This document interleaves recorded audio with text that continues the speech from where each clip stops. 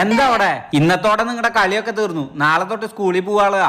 സ്കൂളിലേക്ക് പോണോ? എന്റെ മക്കൾക്ക് സങ്കടം വരുന്നുണ്ടോ? എന്നാ എനിക്ക് സന്തോഷം വരുന്നുണ്ട്.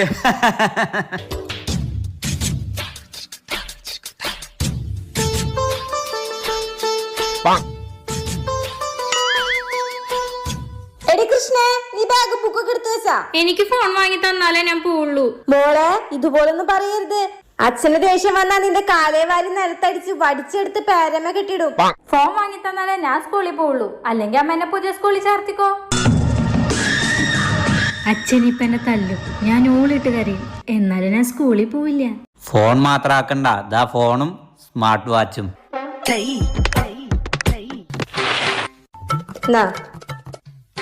അയ്യേ, കരയാൻ പാടില്ല. മക്കളെ ചോറ്റും പാത്രത്തില് മുഴുവൻ കഴിക്കണം കേട്ടാ.